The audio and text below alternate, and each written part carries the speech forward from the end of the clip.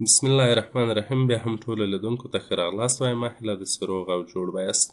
دوستانو، یو ملګري پوښتنه کړې وه چې کله مثلا زه کمپیوټر ته شارکټ له لارې داخلیږم یا ډرایوونو ته یا فایل ایکسپلورر ته چې زه شارکټ له لارې داخلیږم، نو ما چیرته بیایي کویک اکسس ته ما بیایي یا هغه ساحه چې مثلا هلته موږ تاسو ته ریسنټلی فولډرونه ښیي. فرض مثال که چیرې زه وینډوز ای پریس کړم تر څو کمپیوټر ته داخل سم، نو ما چیرته بیایي دغو فولډرو ته مې بیایي یا مثلا کویک اکسس برخې ته ما څه کوي بیایي. نو زه غواړم وایي چې څه وکړم. کله چې شارکټ پریس کوم نو ما دې په دې شکل باندې لکه څنګه چې زه مثلا د سپیسیف آیکن باندې کلیک کوم، ماته د ډرایوونو ټول شی کې ښکاره کړي. نو زه چې کله شارکټ کلیک کوم فعلا ما چیرته بیایي کویک اکسس برخې ته مې بیایي. نو زه غواړم چې کله زه شارکټ پریس کوم یا وینډوز ای پریس کوم، ما دې مستقیما ډرایوونو برخې ته بوځي.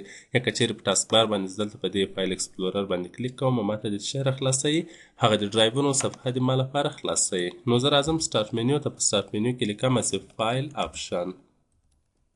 کله چې فایل آپشن ولیکئ داسې یو آپشن موږ تاسو ته راپورته کېږي، په دې باندې به کلیک وکړو.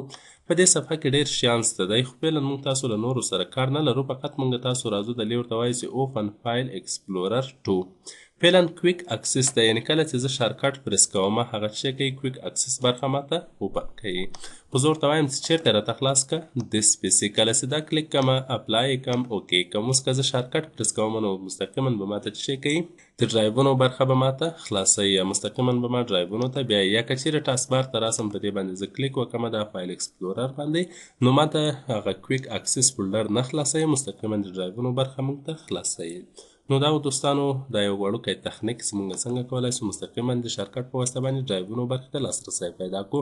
نو تر بیا او بلې ویډیو په لاس سپارم. ښه وخت ولرئ.